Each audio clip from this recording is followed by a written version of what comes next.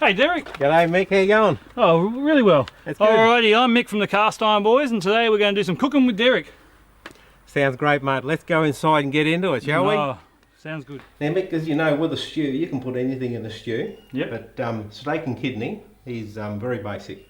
What we got here, we got these onions. They've already been pre-chopped. I'll drop them in. Nice. And then we're meat next, was it? The meat next, yep. This lovely steak and kidney, that's chuck steak. You can use any stewing steak, but chuck is a nice one because it cooks up nice and soft after a while. It needs a long time to cook. We'll probably cook this for a good hour today. Yep. And as you can see, we'll put all that in there. Cool, sounds great. Now, I regularly put a dash of port in my stews. It brings the flavour out of the meat and really enhances it. You don't need a real lot unless you like a real lot, but you know, probably about half a cup would be plenty just to give it that flavour. I want to drop that in there. I don't think that'd cook too well. What I've got here is a stock cube. Oxo is the one I use. It gives it a nice broth. You just open that up and crush it into the camp oven.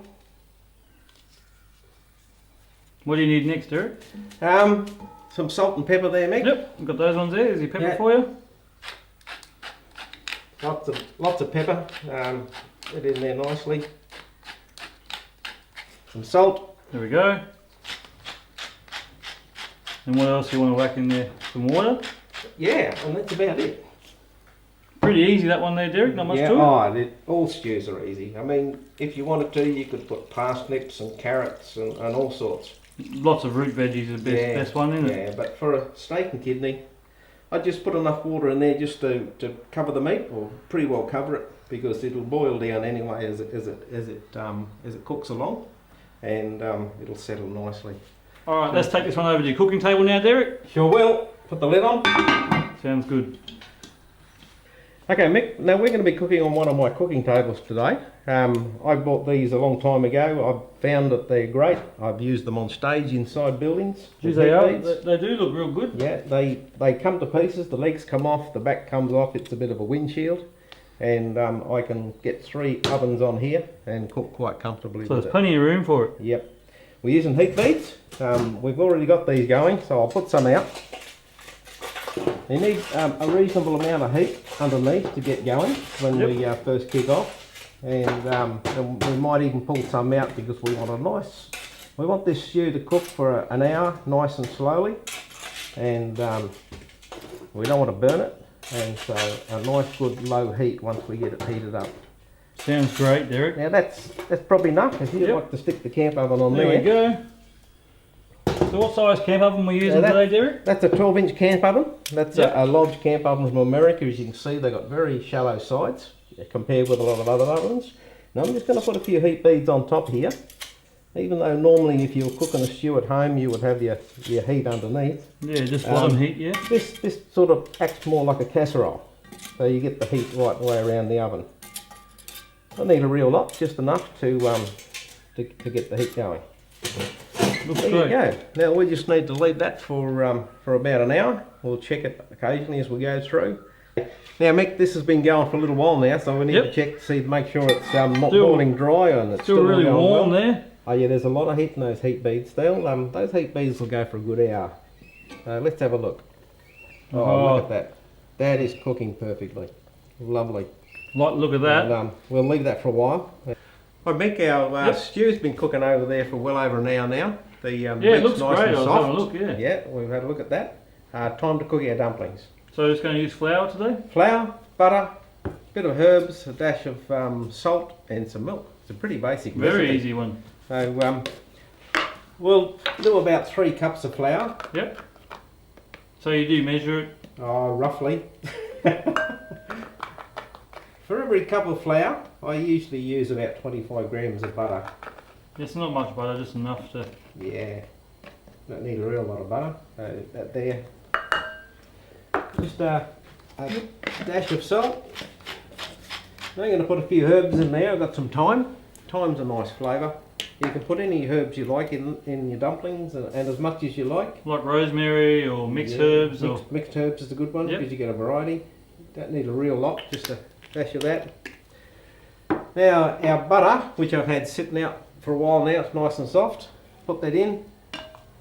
And this is where we need to get our hands in there. Give it a good stir through. Mix all that up and mix the butter through all the flour until it comes out looking a little bit like a breadcrumb mix. The butter's nice and soft, so it won't take too long. Make it a lot easier for you. Sure. You can see that's coming up just like breadcrumbs now. Yep. They're pretty well done. I've given up measuring how much milk I need, so I just put a little bit in at a time, and until we get the right consistency. So make a bit of a well in the bottom there. So a bit like making a damper, you just add it until you've got it. It's very similar to scones actually. Yeah. It's a very similar mix to a scone mix. I like using the old wooden spoon. It's